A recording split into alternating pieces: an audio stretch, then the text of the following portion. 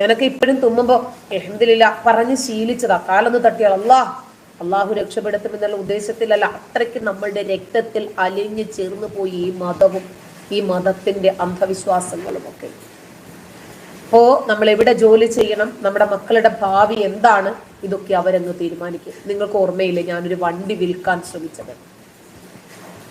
ആ സമയത്ത് നേരിടേണ്ടി വന്ന പ്രശ്നങ്ങൾ വളരെ വലുതായിരുന്നു. വണ്ടി വിൽക്കണ്ട, നിന്റെ ഡാഷ് വിറ്റോന്ന് വരെ പറഞ്ഞ് ഉമ്മയെയും പെങ്ങളെയും മാറി മാറി ഉപയോഗിക്കുന്ന മുറിയന്മാർ ഒരുപാട് അനാവശ്യങ്ങളുമായി രംഗത്ത് വന്നത് നിങ്ങൾക്ക് അറിയില്ലേ? അതായത് എന്നോട് വ്യക്തിപരമായി ഇവർക്ക് അങ്ങേയറ്റം വൈരാഗ്യമുണ്ട്. കിട്ടിയാൽ ഇവര് പപ്പടം പൊട്ടിക്കുന്നത് പോലെ പൊട്ടിച്ചു വെക്കും. മനസ്സിലായ? അരച്ചു കൊടുത്താൽ വലിച്ചു കുടിക്കും. ഇവരുടെ മതത്തെ സംബന്ധിക്കുന്ന ഈ വിഷയങ്ങൾ പുറത്തു പറയുന്നത് കൊണ്ട്. ഞാൻ മതത്തെ